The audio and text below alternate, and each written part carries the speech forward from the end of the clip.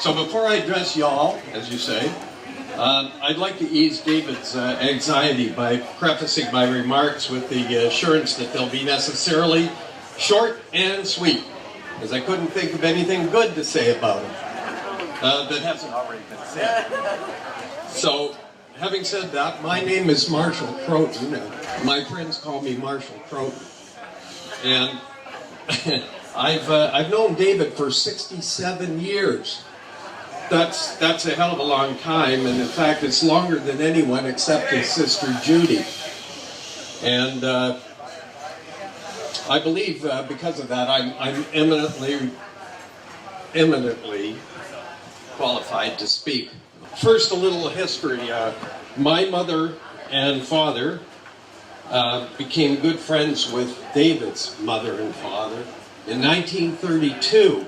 In 1936, my parents were married, and David and I were born 2 weeks apart at a very early age in May of 1948.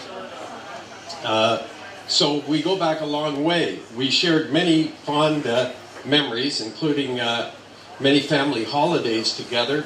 And my first recollection of him was at 3 years of age at Santa's Village in New Hampshire. So over the years followed, we turned out to be very much alike in many ways. We both followed a health discipline. I became a dental surgeon and he became an endocrinologist. Although on hospital grand rounds, he was occasionally heard to say, "I'm not a gynecologist, but I'll take a look." Anyway, my first wife's name was Risa. I guess a lot of you don't know that. And his first wife's name is Risa. I don't know what about the second, but his first wife's name is Risa. We both finished high school within 1.5 points of each other, and we both went to the University of Toronto. I had 2 kids, and David had 5 kids.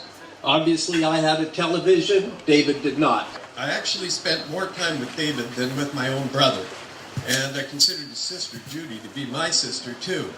She used to say we looked like brothers, very much like brothers, and David, when he was asked by a nurse at Medical City if we were brothers, replied, "No, he's my father." That was particularly insulting, but have a look at him now. The bugger has gray hair, just like me. So now, you can't be told apart. I'm no longer your dad. So here we are. Brings me to the final point. You're now moving from being a sexagenarian, that's a good word, sexagenarian, to being a septuagenarian, right? Yes. Now there are 3 things that you should know about this transition. First, you can no longer delude yourself that you are still middle-aged unless you plan, like me, to live to be 140. So far, so good.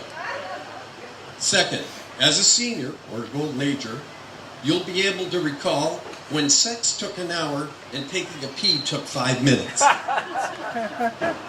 And third, as a senior, you're entitled to have selective hearing deficit, as in, my wife says I never listen to anything she says, or something like that. Now, I wish you, now, those extra 70 years, and that'll allow you to get used to being a senior. But remember Oscar Wilde's admonishment to take time for play. It's the secret of eternal youth. Sir Winston Churchill once said, "I'm a man of simple tastes. I'm easily satisfied by the best." And you, my friend, are simply the best. Bravo! Happy